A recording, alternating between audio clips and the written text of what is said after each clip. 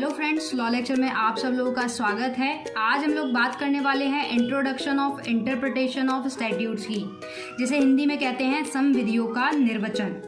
इस वीडियो में हम लोग कवर करेंगे मीनिंग की, पर्पस की, डेफिनेशन की, नेचर और स्कोप, और लास्ट वन में हम लोग बात करने वाले हैं क्लासिफिकेशन की। साथ के साथ कुछ केस लॉ भी देखते चले जाएंगे। तो चलो इस वीडियो को शुरू करते हैं।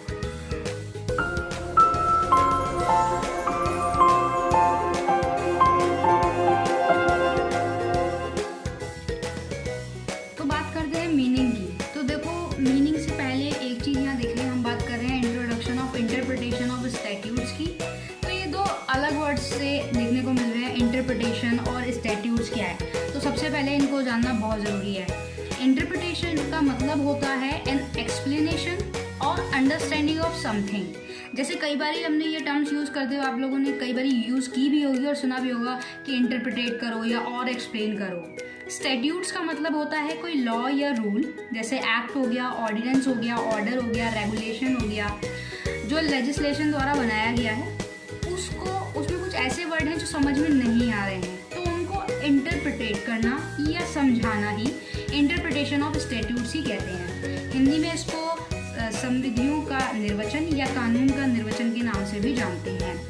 हम सब लोग जानते हैं कि इंडिया में क्या है कि 3 टायर स्ट्रक्चर चलता है, लेजिस्लेचर, एग्जीक्यूटिव, जुडिशरी। लेजिस्लेचर का काम है लॉ मेकिंग, लॉ बनाना, यानी कि पार्लियामेंट का काम लॉ बनाना है। एग्जीक्यूटिव गवर्नमेंट का काम है लॉ को एनफोर्स कराना। जुडिशरी का काम है interpretation of law and adjudicate dispute, यानी कि इंटरप्रिटेशन करना लॉ को और एडजुडिकेट करना जो डिस्प्यूट वगैरह है, यानी कि कोर्ट का काम ये है। इंटरप्रिटेशन ऑफ स्टैट्यूट से पहले कुछ एक पॉइंट्स मैंने लिखे हैं जो कि और भी इजी कर देंगे इसे समझने के लिए। देखो, constitution is supreme, constitution supreme है, कॉन्स्टिट्यूशन से ऊपर कुछ भी नहीं है, और जितने भी लॉ बनते हैं वो as per the constitution of India बनते हैं, उससे अबव नहीं बनती, और अगर बनाए भी जाते हैं तो जुडिशरी उसको नल घोषित कर देती है। इंटरप्रिटेशन मीन्स होता है एक art of finding the true sense. Basically क्या होता है कि कोई वर्ड है, लेजिस्लेचर ने कोई लॉ बनाया, उसमें ऐसा वर्ड है जिसका नेचुरल और ऑर्डिनरी मीनिंग ट्रू सेंस में क्या है, ये पता लगाना या इसको इंटरप्रिटेट करना ही इंटरप्रिटेशन ऑफ स्टैट्यूट कहलाता है।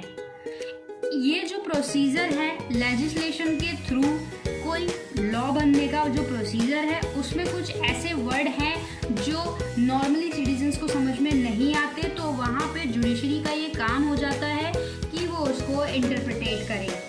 आगे बात करते हैं इसकी डेफिनेशन की। अकॉर्डिंग टू सालमन, उन्होंने ये बात कही कि इंटरप्रिटेशन जो एक प्रोसेस है, क्या प्रोसेस है कि कोर्ट क्या करेगी, लेजिस्लेशन में जो ऐसे वर्ड हैं जो लॉ बनाया, उसमें कुछ ऐसे वर्ड हैं जिनके मीनिंग को एक्सप्रेस करना, ये एक्सप्रेस्ड वे में करना, वो क्या है, इंटरप्रिटेशन ऑफ स्टैट्यूट्स है। ऑब्जेक्ट या पर्पस की बात करते हैं, एक लाइन में कहूँ to determine intention of legislation. जो लेजिस्लेशन ने लॉ बनाया, जो उस लॉ में बात कही या एक्ट में या ऑर्डर में बात कही, उसको डिटरमाइन करना। जैसे इंटरप्रिटेशन ऑफ स्टैट्यूट में as certain intention of legislature होती है थ्रू पर्टिकुलर स्टैट्यूट की। स्टैट्यूट हम समझ चुके हैं क्या है, एक लॉ या एक्ट। तो वहाँ पर अंडरस्टैंड करना कि उस वर्ड का रियल सेंस क्या है, क्योंकि कई बार क्या होता है, कॉम्प्लिकेटेड फैक्ट होते हैं, कस्टमरी लॉ या रेगुलेशन, कॉन्ट्रैक्ट लॉ ऐसे होते हैं जहाँ पे कुछ वर्ड कॉम्प्लिकेटेड होते हैं, तो उस कॉम्प्लिकेशन को दूर करने के लिए इंटरप्रिटेशन ऑफ स्टैट्यूट्स बनाया। सर्टेन वर्ड्स क्या होता है, जो सोसाइटी है वो डायनामिक है, चेंज होती रहती है, वर्ड भी चेंज होते रहते हैं, तो वहाँ पर जज की, जुडिशरी की ये ड्यूटी बन जाती है कि उस स्टैट्यूट को क्लेरिफाई करे और जो उस वर्ड का एक्चुअल मीनिंग है उसे समझाए। नेचर और स्कोप की बात करें तो कुछ ऐसे वर्ड होते हैं प्रोविजन में, स्टैट्यूटरी प्रोविजन में ऐसे वर्ड्स होते हैं जो एम्बिगुअस होते हैं। एम्बिगुअस का मतलब होता है डाउटफुल, अगर इजी वे में कहें तो डाउटफुल, या ऐसा कोई वर्ड जो डाउटफुल है, जैसे BEER बियर भी होता है, BEAR भी बियर होता है। ये एग्जाम्पल के लिए लिया है मैंने। और ऐसे वर्ड जहाँ पर क्या होता है कि या तो व्यू क्लियर ही नहीं होते या एक ही सब्जेक्ट के एक ही वर्ड के दो व्यूज होते हैं, जैसे मैंने बियर वाला एग्जाम्पल दिया, या अलग मीनिंग होते हैं, तो वहाँ पर कोर्ट क्या करती है, कोर्ट वहाँ पे इंटरप्रिटेट करती है। ठीक है, आगे केस के थ्रू हम समझते हैं। केस था RS नायक वर्सेस AR अंतुला। तो इस केस में कोर्ट ने ये बात कही थी कि जो वर्ड है, जो स्टैट्यूट है, अगर क्लियर है और अनडाउटफुल है या अनएम्बिगुअस है, तो वहाँ पर क्या है, जो प्लेन एंड जस्ट की ड्यूटी हो जाएगी कि गवर्नमेंट जो कोर्ट है वो वहाँ पे उस वर्ड के नेचुरल मीनिंग को, जो उस प्रोविज़न में यूज़ हुए हैं, उस वर्ड के नेचुरल मीनिंग को समझाएगी। तो यहाँ पे जो है इंटरप्रिटेशन ऑफ स्टैट्यूट देखो इतना इम्पोर्टेंट होता है। अब आगे बात करते हैं classification of interpretation of statutes की। तो दो तरीके हैं, दो ऐसे एक तरीके से क्लासिफाइड हैं, वर्ग हैं जहाँ पर इंटरप्रिटेशन करना पड़ता है।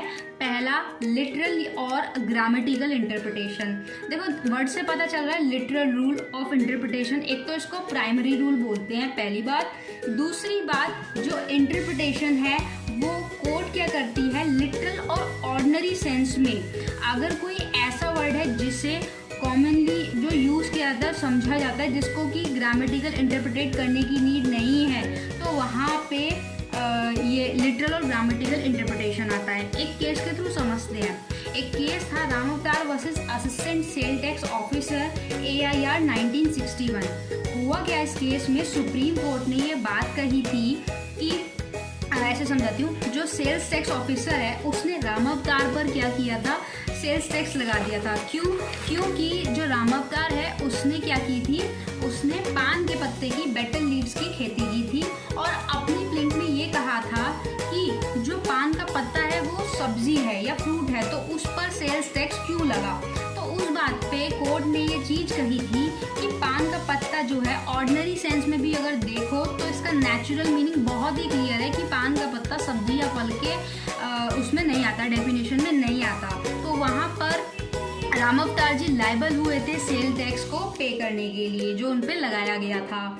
सेकंड बात है लॉजिकल इंटरप्रिटेशन, यानी कि तार्किक। देखो लॉजिकल मतलब क्या होता है, जहाँ पे ना लॉजिकली तार्किक रूप से ये चीज़ ऐसी बन जाती है जहाँ पर जो एविडेंस और अथॉरिटी है वहाँ पर उसका एक ट्रू इंटेंशन पता चलता है। इसे तीन पॉइंट्स हैं जिनसे हम अच्छे से समझ सकते हैं। लॉजिकल इंटरप्रिटेट में एम्बिग्विटी आता है। एम्बिग्विटी लाइक अगर समटाइम ऐसा एक स्टैट्यूट है जहाँ पर मीनिंग किसी भी चीज़ का एक है या दो है या तीन है या दो से ज़्यादा है, तो उस केस में कोर्ट की ड्यूटी बन जाती है कि वो वहाँ पर क्या करे, एम्बिग्विट करे और लॉजिकली इंटरप्रिटेट करे। दूसरे नंबर पे आता है इनकॉन्सिस्टेंस। इसमें क्या होता है, यहाँ पर कोर्ट क्या करती है कि कई बार ऐसा होता है कि एक ही वर्ड के काफ़ी बार रिपीट होता है पर उस वर्ड का ना तो एक सिंगल मीनिंग निकलता है ना कोई मीनिंग मतलब निकलता ही नहीं है। तो उस केस में कोर्ट क्या करती है, जुडिकेचर ये काम करती है कि एक करेक्ट लेटर को, एक करेक्ट वर्ड को अकॉर्डिंग टू उस केस के वहाँ पर वर्ड यूज़ करती है, तो ये एक इंटरप्रिटेट करती है। थर्ड एंड लास्ट वन हम बात करते हैं इनकम्प्लीटेनेंस। इसमें क्या होता है, कई बारी ना तो जो टेक्स्ट है एम्बिगुअस होता है ना ही इनकंसिस्टेंस होता है, तो उस केस में कोर्ट की ये ड्यूटी बन जाती है कि वो उस प्रोविज़न के लेटर को या वर्ड के एग्जैक्ट मीनिंग जो है उसको प्रोवाइड कराए। इस वीडियो में इतना ही, और वीडियो अच्छी लगे तो लाइक करना, चैनल पे नए हो तो सब्सक्राइब करके बेल आइकन ज़रूर प्रेस कर देना। Thank you so much.